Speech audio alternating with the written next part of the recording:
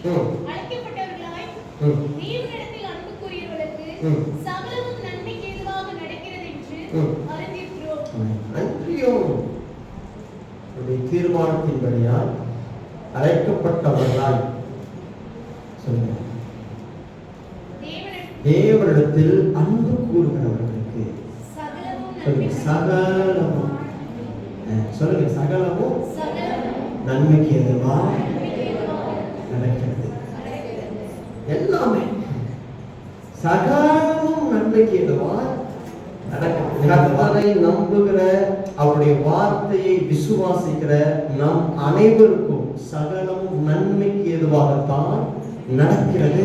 உலகத்துல என்னென்னமோ நடக்குது, ஆனா அவரை நம்புற, அவருடைய வார்த்தையை விசுவாசிக்கிற கூட்டமாகிய நமக்கு எது நடந்தாலும் நன்மைக்கு ஏதுவாகத்தான் நடக்கிறது. அது தீங்காக நடக்கவில்லை, தீமையாக நடக்கவில்லை, அது எல்லாம் நம்முடைய வாழ்க்கையில் நன்மைக்கு ஏதுவாக நடக்கிறது. வாழ்க்கையில் நடப்பது நன்மையாக இல்லாவிட்டாலும் அது எல்லாமே நம்முடைய நன்மைக்காகவே நடக்கிறது. ஏன் அப்படின்னா, மற்ற ஜனங்களை போல நம்மளை கர்த்தர் பார்க்கல, நாம அவரை நம்புறோம், நம்ம அவருடைய வார்த்தையை விசுவாசிக்கிறதுனால அவர் நம்முடைய வாழ்க்கையில கண்ணும் கருத்துமா இருக்கிறது. அதனால ஒருவேளை இந்த 2025 வருஷத்துல நீங்க உட்கார்ந்துட்டு இருக்கீங்க, ஒருவேளை உங்க வாழ்க்கையில நடக்கிறதெல்லாம் நன்மையெல்லாம் இருக்கலாம். என்ன பாஸ்டர் நீங்க வார வாரம் ஏதோ ஒரு நன்மையை சொல்றீங்க, ஆனா நடக்கிறதெல்லாம் நன்மை இல்லையே அப்படின்னா, நான் சொல்றேன் அது நன்மை எல்லாம் இருக்கலாம், ஆனா எல்லாமே நன்மைக்கு எதுவாக தான் நடக்குது. யோசேப்பு வாழ்க்கையில நடக்குது எல்லாம் நன்மையாக நடந்துச்சு. அந்த யோசேப்பு அந்த ஆதியாகமம் 50ஆம் அதிகாரம் அதுல 15 இருந்து 20 வசனம் வரைக்கும் ஒருத்தர் வாசிங்க பாருங்க.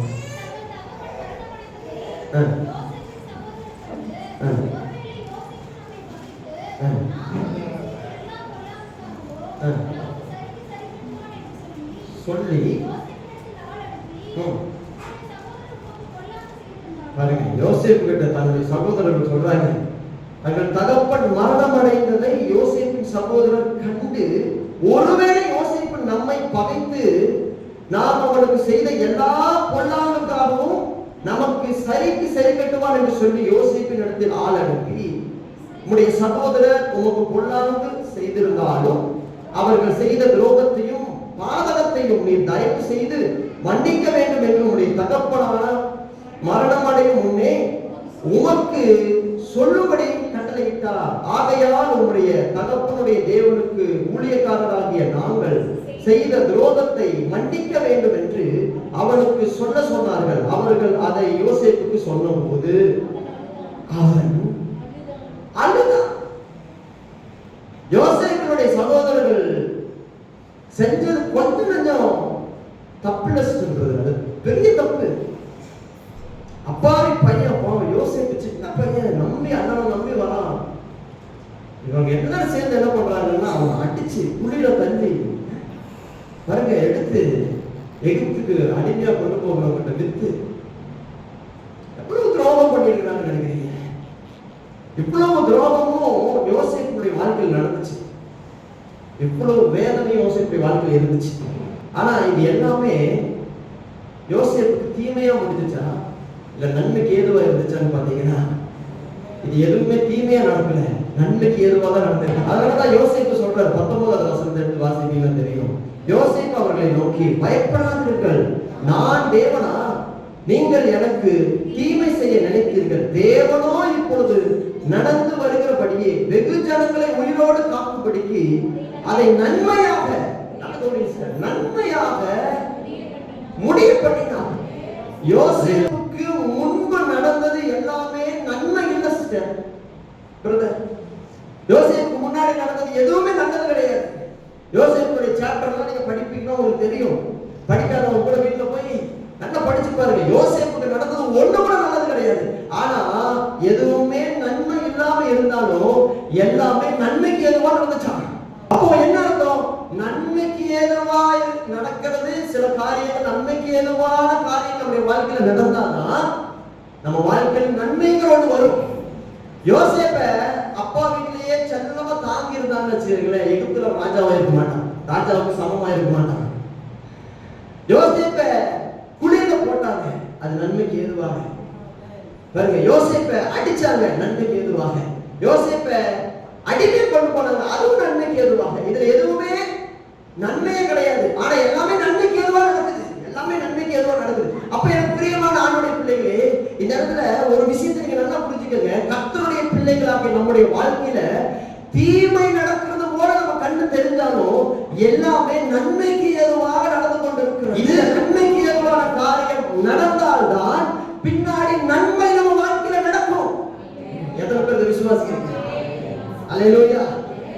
இன்றைக்கு நம்முடைய வாழ்க்கையில் நடப்பது எதுவும் நன்மையானவை அல்ல, ஆனால் அது எல்லாம் நன்மைக்கு ஏதுவாகத்தான் நடந்து கொண்டிருக்கிறது. அல்லேலூயா சொல்லுங்க. அப்போ நன்மைக்கு ஏதுவானது உங்க வாழ்க்கையில் நடந்துகிட்டு இருக்குதுன்னா 100% இதை நம்புங்க, பின்னாடி நன்மையானது என் வாழ்க்கையில நடக்கும்.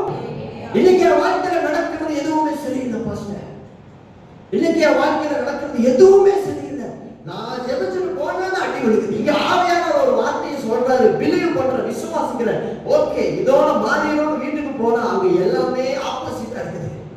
நான் சொல்லிட்டு வச்சிட்டேன், இதெல்லாம் உங்களுக்கு தீமை நீங்க சொல்லாதீங்க. இது தீமை கிடையாது, இது நன்மைக்கு ஏதுவாக நடக்கிறது.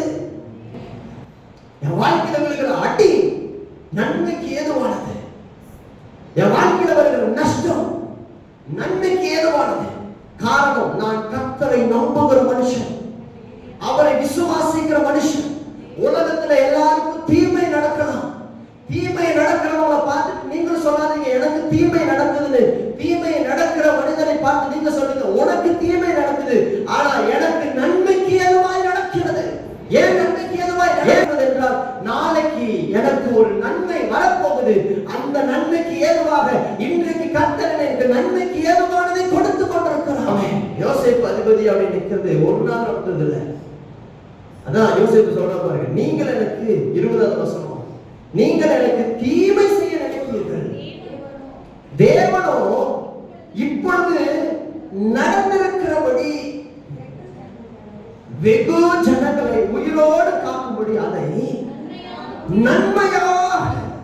ஒரு முடிவு இருக்கு சிஸ்டர், பிரதர், ஒரு முடிவு இருக்கு. நீங்க நடந்துருச்சு, உங்களுக்கே அறியாம நடந்துருச்சு, உங்களுக்கே தெரியாம நடக்குது. இது ஒண்ணு உங்களால கண்ட்ரோல் பண்ண முடியல, ஆனா உங்களுடைய நம்பிக்கை எல்லாம் அவர் மேல இருக்கு. கர்த்தர் நிச்சயம் சொல்லி இருக்கிறார், நிச்சயம் செய்வார். நீங்க நம்பிக்கிட்டு இருக்கிறீங்களா? நான் விசுவாசத்தோட இந்த 2025 சொல்றேன், உங்க வாழ்க்கையில நடந்தது எல்லாமே நன்மைக்கு ஏதுவாகவே நடந்திருக்கிறது. இந்த 2025 வருஷத்துல எத்தனை பேர் பிலீவ் பண்றீங்க, விசுவாசிக்கிறீங்க? இந்த வருஷத்துல நன்மையை கர்த்தர் என்னை பார்க்க பண்ணுவா. காரணம், நன்மைக்கு ஏதுவானதை கர்த்தர் எனக்கு கொடுத்திருக்கிறார். ரூத்துடைய வாழ்க்கையில் நடந்ததெல்லாம் நன்மையா? ரூத்து கணவன் இறந்து போயிட மறிச்சு போறாரு, அது நன்மையான விஷயமே கிடையாது.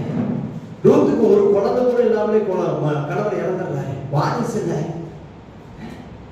பாருங்க, இது நன்மையானதா பார்த்தா எதுவுமே நன்மை கிடையாது. ரூத்துடைய ஆரம்ப வாழ்க்கையை பாருங்க, நன்மையே கிடையாது எதுவுமே.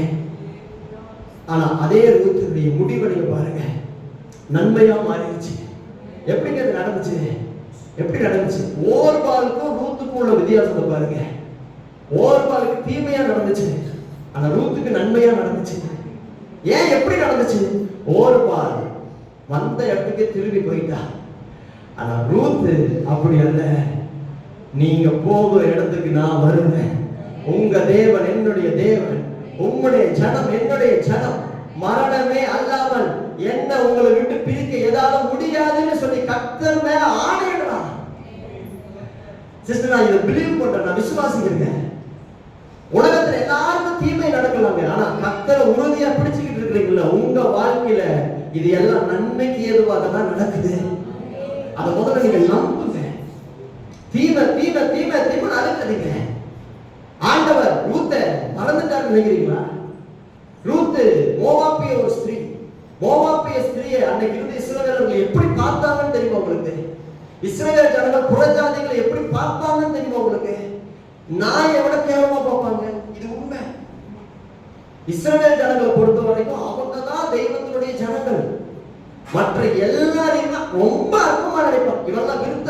இல்லாதவன், இவனெல்லாம் கர்த்தருடைய ஜனமே இல்லைன்னு எவ்வளவு கேவலமா நினைக்கணுமோ.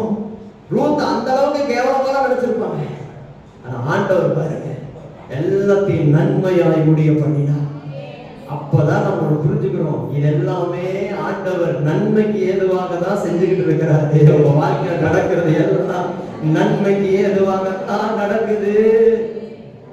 நன்மைக்கு ஏதுவாகத்தான் நடக்குது. இது தீமைக்காக அல்ல. ஏன் இந்த நன்மைக்கு ஏதுவானது கர்த்தரை வாழ்க்கையில் அனுமதிக்கிறாருன்னா, பின்னாடி ஒரு நன்மை இருக்கு. அந்த நன்மையை நான் சுதந்திரிக்கணும்னா நன்மைக்கு ஏதுவானது வழியாக தான் போய் ஆகணும். நான் ஒருபோதும் உன்னை கைவிடுவதில்லை என்றுரை செய்தேன் அன்றோ. நான் ஒருபோதும் உன்னை கைவிடுவதில்லை என்றுரை செய்தேன் அன்றோ. கருவாலத்திலும் அக்கினி சூளையிலும் உன்னை காத்திடும் பலவானன்றோ. விஷ சர்ப்பங்களோ சிங்க கூட்டங்களோ பயம் வேண்டாம் உன் அருகினில் நான்.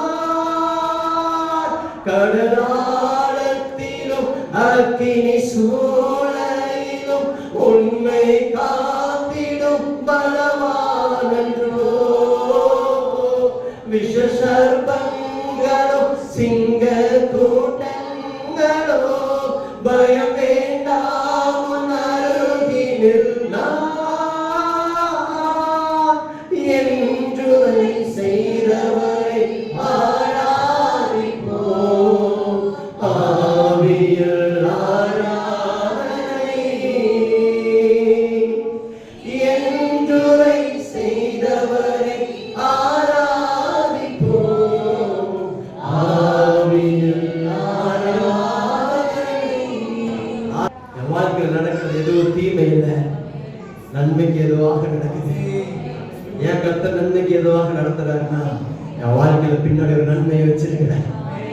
அதை பார்க்கணும்னா இந்த நன்மைக்கு ஏதுவானதை நான் சகிக்க வேண்டியது அவசியம். இதை தீமைன்னு சொல்லாதீங்க. கர்த்தர் எனக்கு தீங்கு செஞ்சுட்டாருன்னு சொல்லாதீங்க. எது நடந்தாலும் நீங்க வாய்த்தன்னு சொல்லுங்க, இதெல்லாம் நன்மைக்கு ஏதுவாக கர்த்தர் செய்யறாரு. ஏன் உங்களை இந்த நன்மைக்கு ஏதுவாக கர்த்தர் நடத்துறாருன்னா, நீங்க நன்மையை சுதந்திரிக்கிறதுக்கு நன்மைக்கு ஏதுவாகத்தான் நடந்து ஆகணும். இந்த பாதையை அனுபவிக்கிறார், நமக்கு கொடுக்கிறாரு அப்படின்னா நாம அவர் தேடணும் அவர் விரும்புறாரு. அல்லேலூயா. எடுத்த உடனே ஆண்டவர் ஏன் சில நன்மைகள் நம்முடைய கையில கொடுக்கறதுல தெரியுமா? எடுத்த உடனே ஆண்டவரால் கொடுக்க முடியாதுன்னு இல்லை, உங்களுக்கு நன்மைகளை கொடுக்கறதுக்கு அவரால் முடியும். நன்மையான எந்த ஈவுகளையும் கொடுக்கிற ஜோதிகளின் பிதா அவர். எல்லாருக்கும் நன்மை செய்வார். ஆனா எடுத்த உடனே சில நன்மைகளை கர்த்தர் நம்ம கையில கொடுக்கறது இல்லை. ஏன் தெரியுமா கொடுக்கறது இல்லை? நாம் அவரை தேடணும்னு அவர் வெயிட் பண்றார். நாம் அவரை தேடணும். எவ்வளவு கண்ணீர், வேதனை, சோதனை எல்லாம் ஏன் நமக்கு மட்டும் வருது தெரியுமா? ஏன் நமக்கு மட்டும் வருது தெரியுமா? நாம் அவரை இன்னும் தேடணும்னு அவர் விரும்புகிறேன். ஏன் நாம் அவரை தேட வேண்டும் தெரியுமா? நாம் தேட தேடதான் அவர் பக்கத்துக்கு போக முடியும். ஆண்டவர் உங்களை ஏன் தேட வச்சுக்கிட்டே இருக்கிறார் தெரியுமா? ஒரு காரியம் ஏன் இன்னும் டிலே ஆகிட்டே இருக்குன்னா, நீங்க தேடணும் ஆண்டவர் விரும்புறாரு. ஆமென் சொல்லுங்க பாருங்க. என்ன பண்றது சிஸ்டர் சொல்லுங்க? ஆண்டவர் கேட்ட உடனே கொடுத்துட்டாரு, ஆண்டவர் மறந்துடுவோம்ல. உண்மைதான், உண்மைதான். நன்மை நடந்துருச்சுன்னு வச்சுக்கீங்களேன், ஒரு நிமிஷத்துல நம்ம ஆண்டவரை மறந்துற கூட்டமா மாறி இருப்பாங்க. ஆனா ஆண்டவர் என்ன விரும்புறாருன்னா, நீங்க கேட்டதை டிலே பண்ணிக்கிட்டே இருக்கிற. ஏன் டிலே பண்றாரு? நீங்க இவ்வளவு வருஷமா ஒரு சில காரியங்களுக்கு ஜெபம் பண்றீங்க, என்ன கண்டுபிடிச்சிருக்கீங்க இது வரைக்கும்? நீங்க ஜெபம் பண்ணி ஏதாவது கண்டுபிடிச்சீங்களா? ஒன்னே ஒண்ணு நடந்திருக்குது. என்ன தெரியுமா? நீங்க அதிகமா ஆண்டவரை தேடி இருக்கிறீங்க. இந்த விஷயம் மட்டும் அன்னைக்கே உங்களுக்கு கொடுத்திருக்காருன்னு வச்சுக்கோங்களேன், இன்னைக்கு இவ்வளவு தூரம் நீங்க கர்த்தரை தேடி இருக்கவே மாட்டீங்க, இவ்வளவு தூரத்துக்கு ஜெபம் பண்ணி இருக்கவும் மாட்டீங்க. அதனால கர்த்தர் என்ன பண்றாருன்னா, எல்லாத்தையும் கொடுக்குறாரு, முக்கியமான சிலதை மட்டும் அவர் எடுத்து வச்சிருக்கிறாரு. ஏன் எடுத்து வச்சிருக்கிறாருன்னா, நீ தூரத்துல இருந்து இதை வாங்கக்கூடாது, என் பக்கத்துக்கு வந்து இதை வாங்க. அல்லேலூயா சொல்லுங்க. ஆண்டவரே உங்க பக்கத்துக்கு நான் வரணும்னு என்ன பண்ணணும்? என்ன தேடு, என்ன தேடு. நீ தேட தேடவே இது கிடைக்கும். நீங்க தேடாம இது கிடைக்கவே கிடைக்காது. ஆசீர்வாதத்தை அவர் கையில வச்சுட்டு இப்படி நீட்டிட்டு இருக்காரு. கற்பனை பண்ணிக்கீங்க. அப்ப ஆண்டவர் என்ன சொல்ல வர்றாருன்னா, இது உனக்கான ஆசீர்வாதம் தான், இது உனக்கு கொடுக்கறது நான் வச்சிருக்கிறேன். ஆனா நீ அங்க நின்று என்கிட்ட வாங்க கூடாது, இங்க வந்து என் பக்கத்துல நின்று இதை வாங்கு. ஆண்டவரே உங்க பக்கத்துக்கு நான் வரணும்னு என்ன பண்ணணும்? என்ன நீ தேடணும், தேடணும். அதான் சங்கீதக்காரன் சொல்றான், கர்த்தரை தேடுகிறவர்களுக்கோ எல்லாரும் கையில இருக்கு. சிஸ்டர், நீங்க விசுவாசிக்கிறீங்களா? எல்லாமே அவர் கையில இருக்கு. நீங்க என்ன விரும்புறீங்க, என்ன விரும்புறீங்களோ அத்தனையுமே ஆண்டவர்கிட்ட இருக்கு. அவரால் செய்ய முடியாத ஒரு காரியமே கிடையாது. ஆனா அதை பெற்றுக்கொள்ளணும்னா ஒரே ஒரு நிபந்தனை, நீங்க அவரை தேடணும். ஆண்டவர் சொல்றாரு பாருங்க, முதலாவது தேவனுடைய ராஜ்யத்தையும் நீதியையும் தேடுங்கள், அப்பொழுது இவைகள் எல்லாம் உங்களுக்கு கூட. அவர் சொல்ற ஒரே ஒன்று என்ன தெரியுமா? உலகமே எதையோ தேடி ஓடிக்கிட்டு இருக்கு. பணம், பேரு, புகழ்னு இன்னைக்கு உலகம் எதையோ தேடி ஓடிக்கிட்டு இருக்கு. ஆனா ஆண்டவரை நம்புற கூட்டமே, சபையே, உங்களை கர்த்தர் பார்த்து சொல்றது என்னன்னா, நீங்க அவரை தேடுங்க. நீங்க அவரை தேடினா உங்களுக்கான சகல நன்மைகளையும் கொடுக்க அவர் வல்லமையுள்ளவராய் இருக்கிறார். வாரத்துக்கு ஒரு நாள் தேடுவதல்ல, ஒவ்வொரு நாளும் தேடணும். அதிகாலையில் தேடுகிறவன் என்னை கண்டடைகிறான் என்று வேதம் சொல்லுகிறது. ஒவ்வொரு நாளும் தேடணும், ஒவ்வொரு நாளும் தேடணும், தேடிக்கிட்டே இருக்கணும். ஆண்டவரே ஆண்டவரே கூப்பிட்டுக்கிட்டே இருக்கணும். அவர்கிட்ட போறதுக்கு உங்க பாவம் தடையா இருக்கு, அந்த பாவத்தை அப்படியே விட்டுட்டு போங்க. அது அப்படியே தூசியை போல உதறிட்டு போங்க. எனக்கு நீங்க தான் ஆண்டவரே வேணும். தேடிக்கிட்டே இருக்க சிஸ்டர். நீங்க தேட தேட தேட தேடலாம், கண்டடைவீர்கள். வேதம் சொல்லுது மத்தேயு 7:7, கேளுங்கள் அப்பொழுது கொடுக்கப்படும், தேடுங்கள் அப்பொழுது கண்டடைவீர்கள், தட்டுங்கள் அப்பொழுது திறக்கப்படும். அப்ப தேட வைக்கிறதுக்காக தான் ஆண்டவர் சில நன்மைக்கு ஏதுவான காரியத்தை உங்க வாழ்க்கையில் கொடுக்கிறாரு. சவுலுங்கிற ஒரு மனுஷன் இருக்கான். இதை மட்டும் நாம் பார்த்து நாம் நிறைவு செய்வோம். கர்த்தர் நம்மை ஆசீர்வதிப்பாராக. சவுல் இஸ்ரவேலுடைய முதல் ராஜாவாகி சவுலை குறித்து நாம் பார்க்க போறோம். 1 சாமுவேல் 9ஆம் அதிகாரம் அதுல 3ஆவது வசனத்திலிருந்து 6ஆவது வசனம் வரைக்கும் வாசிங்க. சவுலின் தகப்பனாகிய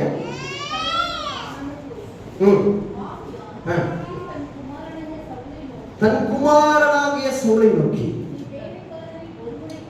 நீ வேலைக்காரர்கள் ஒருவனை கூட்டிக் கொண்டு கழுதைகளை தேட புறப்பட்டு போ என்றான். அப்படியே அவன் எப்ராயிம் மலைகளையும் சலிசா நாட்டையும் கடந்து போனான். அங்கே அவைகளை காணாமல் சாலிம் நாட்டை கடந்தார்கள். பாருங்க, காணவில்லை, அங்கேயும் காணவில்லை. பென்யமீன் நாட்டை உருவ கடந்தும் அவைகளை காணவில்லை. அப்புறம் அவர்கள் சூப் என்னும் நாட்டிற்கு வந்தபோது சவுல் தன்னோடு அந்த வேலைக்காரனை நோக்கி, என் தகப்பன் கழுதையின் மேலுள்ள கவலையை விட்டு நமக்காக கவலைப்படாதபடிக்கு திரும்பி போ வா என்றான். அல்லேலூயா சொல்லுங்களேன்.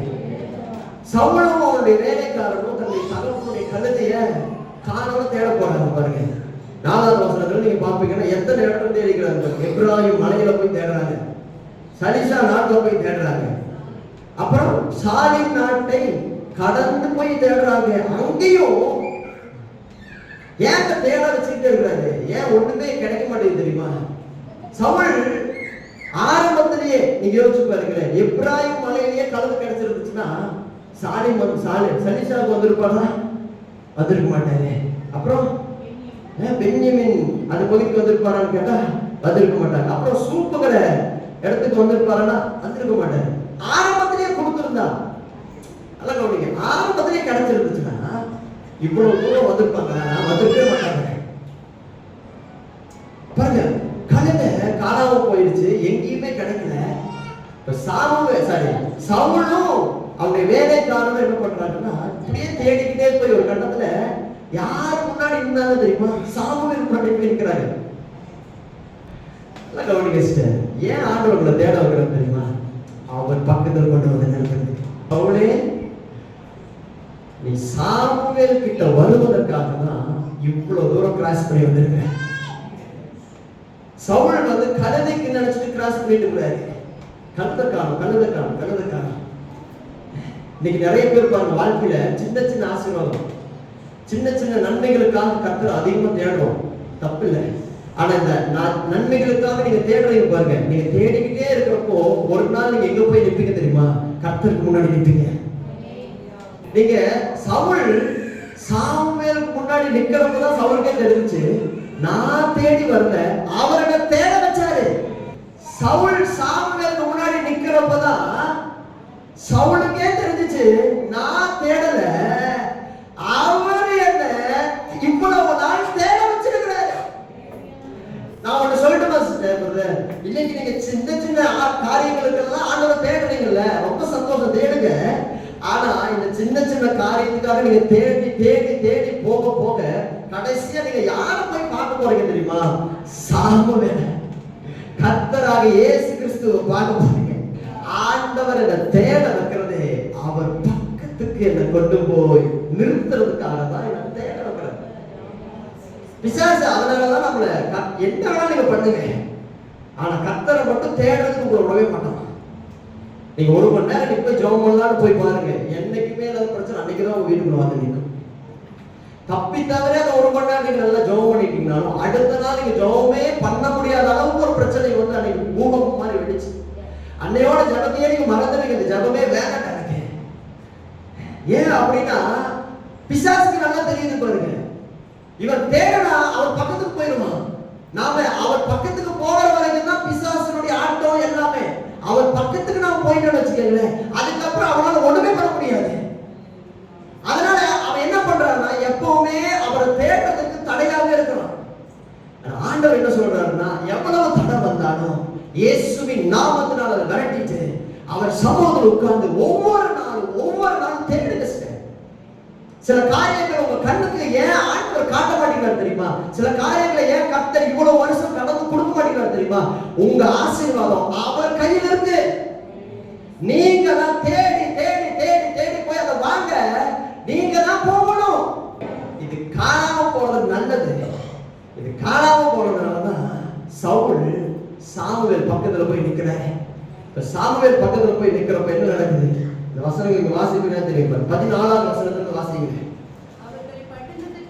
அவர்கள் பட்டணத்துக்கு போய் பட்டணத்தின் நடுவே சேர்ந்தபோது இதோ சாமுவேல் மேடையின் மேல் ஏறி போகிறதற்காக அவர்களுக்கு எதிரே புறப்பட்டு வந்தான்.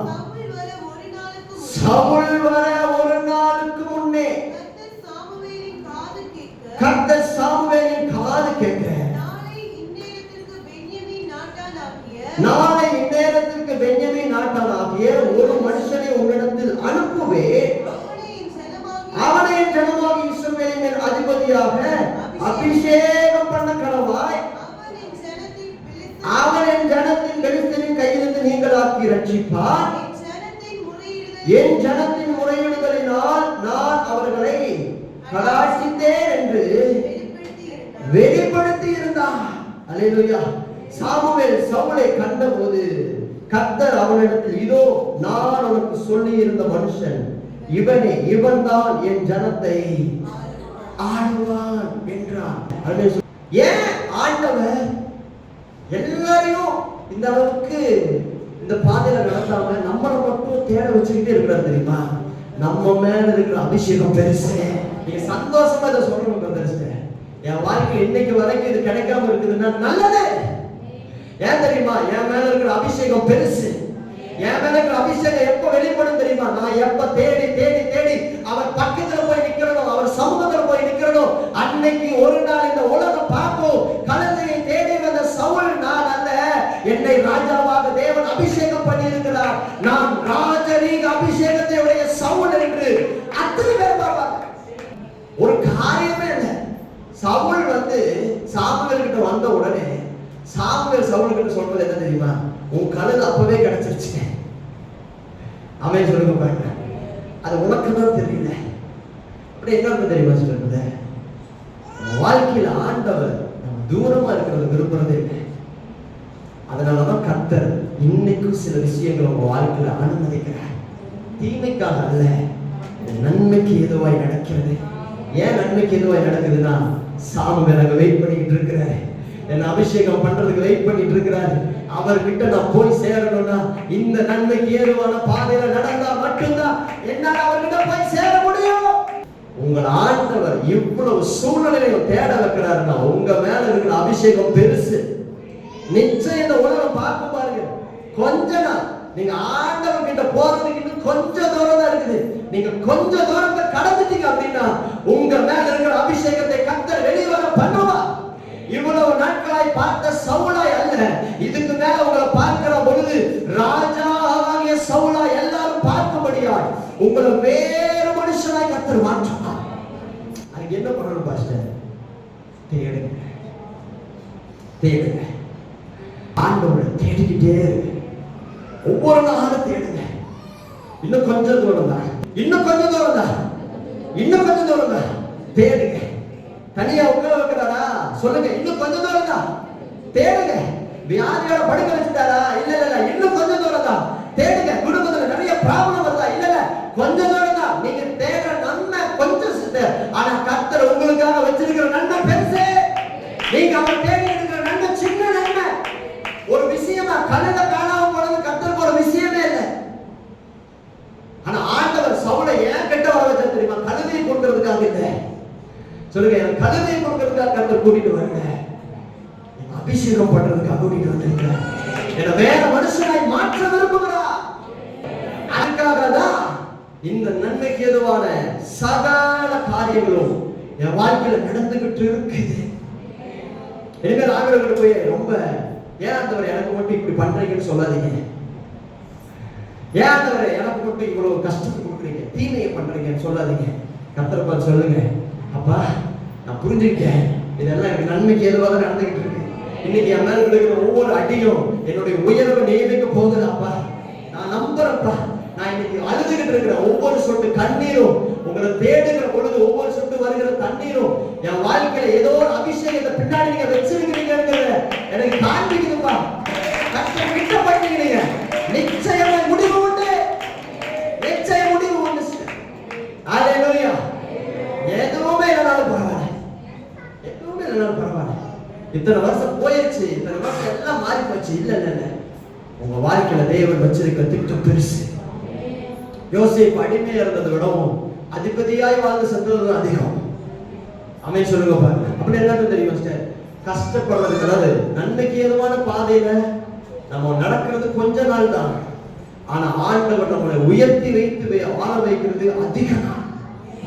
இந்த கொஞ்ச நாள்ல நீங்க சோர்ந்து, சவுல் மட்டும் இவ்வளவு தூரம் எதுக்குடா வந்தோம், திரும்பி போயிடலாம், வேற ஏதாவது கழுதை நம்ம பார்த்துக்கலாம் அப்படின்னு போயிருந்தாருன்னு வச்சுக்கோங்க, என்ன இருக்கும்? என்ன இருக்கும்? ஒண்ணு நடந்திருக்காரு.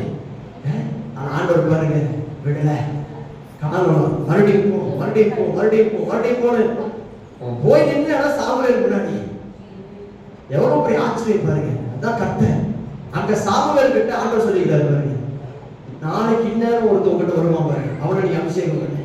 அப்படி என்ன தெரியுமா? உங்களுக்காக ஆசீர்வாதம் வெயிட் பண்ணிட்டு இருக்கு. நீங்க இந்த நாள்ல வருவீங்கன்னா அந்த ஆசீர்வாதத்துக்கு தெரியும், நீங்க இந்த நாள்ல வருவீங்கன்னு கர்த்தருக்கு தெரியும். அவர் வெயிட் பண்ணிட்டு இருக்கிறார். இன்னும் கொஞ்ச நேரம் தான் மகன், நீ வந்துரு. ஏன்னா நீ இன்னைக்கு இருக்கிற வாழ்க்கைய கடைசி வரைக்கும் வாழ்ந்து சாக மாட்டேன். உனக்காக ஆண்டவர் ஒரு பெரிய ஒரு காரியத்தை வச்சிருக்கிறாரு. அந்த காரியத்துக்குள்ள நீ போகணும்னா அவர் சமூகத்தில் அவர் கிட்ட நீ நிற்கணும்.